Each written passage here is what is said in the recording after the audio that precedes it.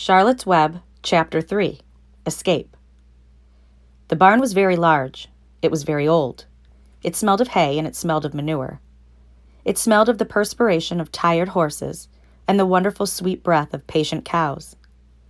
It often had a sort of peaceful smell, as though nothing bad could happen ever again in the world.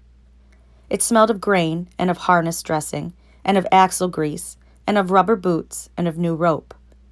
And whenever the cat was given a fish head to eat, the barn would smell of fish. But mostly it smelled of hay, for there was always hay in the great loft up overhead.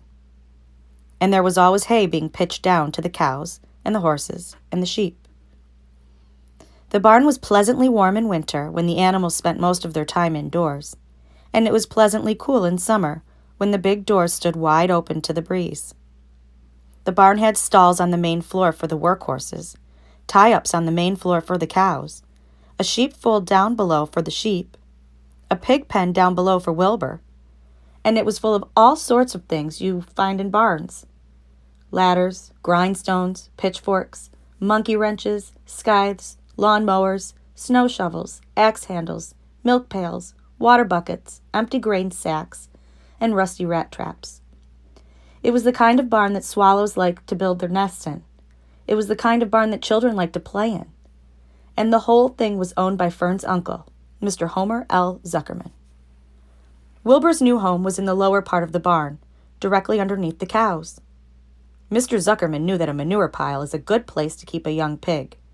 Pigs need warmth, and it was warm and comfortable down there in the barn cellar on the south side. Fern came almost every day to visit him. She found an old milking stool that had been discarded, and she placed the stool in the sheepfold next to Wilbur's pen. Here she sat quietly during the long afternoons, thinking and listening and watching Wilbur. The sheep soon got to know her and trust her. So did the geese, who lived with the sheep. All the animals trusted her. She was so quiet and friendly. Mr. Zuckerman did not allow her to take Wilbur out, and he did not allow her to get into the pig pen. But he told Fern that she could sit on the stool and watch Wilbur as long as she wanted to. It made her happy just to be near the pig, and it made Wilbur happy to know that she was sitting right there, right outside his pen. But he never had any fun. No walks, no rides, no swims. One afternoon in June, when Wilbur was almost 2 months old, he wandered out into a small yard outside the barn. Fern had not arrived for her usual visit. Wilbur stood in the sun, feeling lonely and bored. "There's never anything to do around here," he thought. He walked slowly to his food trough and sniffed to see if anything had been overlooked at lunch. He found a small strip of potato skin and ate it. His back itched, so he leaned against the fence and rubbed against the boards. When he tired of this, he walked indoors, climbed to the top of the manure pile, and sat down. He didn't feel like going to sleep. He didn't feel like digging. He was tired of standing still, tired of lying down. "I'm less than 2 months old, and I'm tired of living," he said. He walked out to the yard again. "When I'm out here," he said, "there's no place to go but in. When I'm indoors, there's no place to go but out in the yard." "That's where you're wrong, my friend," said a voice. Wilbur looked through the fence and saw the goose standing there. "You don't have to stay in that dirty little yard," said the goose, who talked rather fast. "One of the boards is loose. Push on it. Push on it, and come on out." "What?" said Wilbur. "Say it slower." At the risk of repeating myself," said the goose, "I suggest that you come on out. It's wonderful out here." "Did you say a board was loose?" That I did," said the goose. Wilbur walked up to the fence and saw that the goose was right. One board was loose. He put his head down, shut his eyes, and pushed. The board gave way. In a minute, he had squeezed through the fence and was standing in the long grass outside his yard. The goose chuckled. "How does it feel to be free?" she asked. "I like it," said Wilbur. "That is, I guess I like it." Actually, Wilbur felt queer to be outside his fence, with nothing between him and the big world. "Where do you think I'd better go?" Anywhere you like," said the goose. "Go down through the orchard, root up the sod. Go down through the garden, dig up the radishes. Root up everything, eat grass, look for corn. Look for oats, run all over. Skip and dance, jump and prance, go down through the orchard and stroll in the woods. The world is a wonderful place when you're young." "I can see that," replied Wilbur. He gave a jump in the air, twirled, ran a few steps, stopped, looked all around, sniffed the smells of afternoon, and then set off walking down through the orchard. Pausing in the shade of an apple tree, he put his strong snout into the ground and began pushing, digging, and rooting. He felt very happy. He had plowed up quite a piece of ground before anyone noticed him. Mrs. Zuckerman was the first to see him. She saw him from the kitchen window, and she immediately shouted for the men. "Homer!" she cried. "Pigs out! Lurvy! Pigs out! Homer! Lurvy! Pigs out! He's down there under that apple tree." "Now the trouble starts," thought Wilbur. "Now I'll catch it." The goose heard the racket, and she, too, started hollering. "Run, run, run downhill! Make for the woods!" she shouted to Wilbur. "They'll never, never, never catch you in the woods!" The Cocker Spaniel heard the commotion, and he ran out from the barn to join the chase. Mr. Zuckerman heard, and he came out of the machine shed where he was mending a tool. Lurvy, the hired man, heard the noise and came up from the asparagus patch where he was pulling weeds. Everybody walked toward Wilbur, and Wilbur didn't know what to do. The woods seemed a long way off, and anyway, he had never been down there in the woods and wasn't sure he would like it. "Get around behind him, Lurvy," said Mr. Zuckerman, "and drive him toward the barn. And take it easy. Don't rush him. I'll go and get a bucket of slops." The news of Wilbur's escape spread rapidly among the animals on the place. Whenever any creature broke loose on Zuckerman's farm, the event was of great interest to the others. The goose shouted to the nearest cow that Wilbur was free, and soon all the cows knew. Then one of the cows told one of the sheep, and soon all the sheep knew. The lambs learned about it from their mothers. The horses, in their stalls in the barn, pricked up their ears when they heard the goose hollering, and soon the horses had caught on to what was happening. "Wilbur's out," they said. Every animal stirred and lifted its head and became excited to know that one of his friends had got free and was no longer penned up or tied fast. Wilbur didn't know what to do or which way to run. It seemed as though everybody was after him.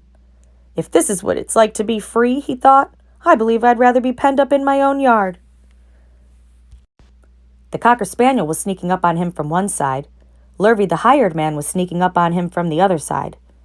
Mrs. Zuckerman stood ready to head him off if he started for the garden, and now Mr. Zuckerman was coming down toward him carrying a pail. "This is really awful," thought Wilbur. "Why doesn't Fern come?" He began to cry. The goose took command and began to give orders. "Don't just stand there, Wilbur! Dodge about!" cried the goose. "Skip around, run toward me, slip in and out, in and out, in and out. Make for the woods, twist and turn." The Cocker Spaniel sprang for Wilbur's hind leg. Wilbur jumped and ran. Lurvy reached out and grabbed. Mrs. Zuckerman screamed at Lurvy. The goose cheered for Wilbur. Wilbur dodged between Lurvy's legs. Lurvy missed Wilbur and grabbed the spaniel instead. Nicely done, cried the goose. Try it again. Run downhill, suggested the cows. Run toward me, yelled the gander. Run uphill, cried the sheep. Turn and twist, honked the goose. Jump and dance, said the rooster. Look out for Lurvy, called the cows. Look out for Zuckerman, yelled the gander. Watch out for the dog, cried the sheep. Listen to me, screamed the goose. Poor Wilbur was dazed and frightened by this hullabaloo. He didn't like being the center of all this fuss. He tried to follow the instructions his friends were giving him, but he couldn't run downhill and uphill at the same time, and he couldn't turn and twist when he was jumping and dancing, and he was crying so hard he could barely see anything that was happening. After all, Wilbur was a very young pig, not much more than a baby, really. He wished Fern were there to take him in her arms and comfort him. When he looked up and saw Mr. Zuckerman standing quite close to him, holding a pail of warm slops, he felt relieved. He lifted his nose and sniffed. The smell was delicious. Warm milk, potato skins, wheat middlings, Kellogg's Corn Flakes, and a popover left from the Zuckerman's breakfast. Come, pig, said Mr. Zuckerman, tapping the pail. Come, pig. Wilbur took a step toward the pail. No, said the goose. It's the old pail trick, Wilbur. Don't fall for it. He's trying to lure you back into captivity. He's appealing to your stomach. Wilbur didn't care. The food smelled appetizing. He took another step toward the pail. Pig, said Mr. Zuckerman in a kind voice, and began walking slowly toward the barnyard, looking all about him innocently, as if he didn't know that a little white pig was following along behind him. You'll be sorry, called the goose. Wilbur didn't care. He kept walking toward the pail of slops. You'll miss your freedom, honked the goose. An hour of freedom is worth a barrel of slops. Wilbur didn't care. When Mr. Zuckerman reached the pig pen, he climbed over the fence and poured the slops into the trough. Then he pulled the loose board away from the fence so that there was a wide hole for Wilbur to walk through. "Reconsider, reconsider!" cried the goose. Wilbur paid no attention. He stepped through the fence into his yard. He walked to the trough and took a long drink of slops, sucking in the milk hungrily and chewing the pop over. It was good to be home again. While Wilbur ate, Lurvy fetched a hammer and some 8-penny nails and nailed the board in place. Then he and Mr. Zuckerman leaned lazily on the fence, and Mr. Zuckerman scratched Wilbur's back with a stick. "He's quite a pig," said Lurvy. "Yes, he'll make a good pig," said Mr. Zuckerman. Wilbur heard the words of praise. He felt the warm milk inside his stomach. He felt the pleasant rubbing of the stick along his itchy back.